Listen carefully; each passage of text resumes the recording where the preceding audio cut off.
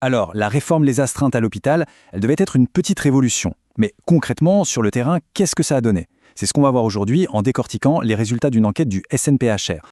La grande question au fond, c'est est-ce que la promesse a été tenue? Est-ce que cette réforme, qui s'annonçait si bien, a vraiment changé les choses au quotidien dans les hôpitaux? Allez, on plonge dans le vif du sujet. Bon, pour bien comprendre, revenons d'abord à la base, la promesse. Qu'est-ce qui était prévu exactement? Qu'est-ce que cette réforme devait changer pour les praticiens? Et l'idée, c'était de s'attaquer à 3 gros points.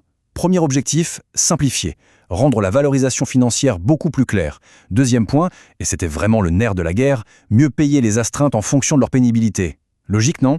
Et enfin, troisième point, que le temps de travail soit enfin intégré correctement aux obligations de service. Bref, sur le papier, un programme vraiment attendu. Ok, ça c'était pour la théorie. Maintenant, passons à la pratique. La réalité du terrain, vue à travers les chiffres de l'enquête du SNPHR. Et vous allez voir, c'est là que le bas blesse.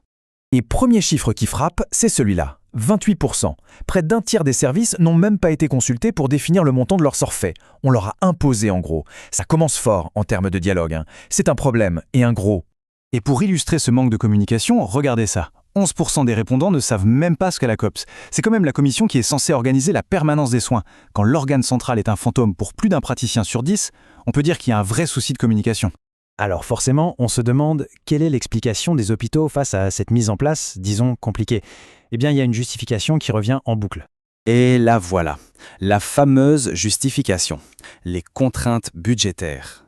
Dans l'écrasante majorité des cas, c'est l'argument massu des hôpitaux pour limiter les forfaits. Traduction, désolé, on n'a pas les sous. Ok, l'argument du budget, mais est-ce que c'est si simple? Est-ce que c'est vraiment un manque d'argent? Ou est-ce que les fonds qui avaient été promis pour cette réforme ont, disons, disparu en route? En fait, le problème est un peu plus complexe. D'un côté, on a le ministère qui jure, via la DGOS, que l'argent a bien été envoyé. Mais il y a un flou total sur sa répartition. Personne ne sait vraiment comment il a été distribué aux hôpitaux. Et de l'autre côté, il y a une forte suspicion que le coût de la réforme a été mal calculé dès le départ. Bref, l'enveloppe était peut-être trop petite pour commencer. Alors, face à ce bilan en demi-teinte, est-ce qu'on jette tout à la poubelle? Pas du tout. Le SNPR ne dit pas d'arrêter la réforme. Au contraire, l'idée c'est de la corriger pour qu'elle tienne enfin ses promesses.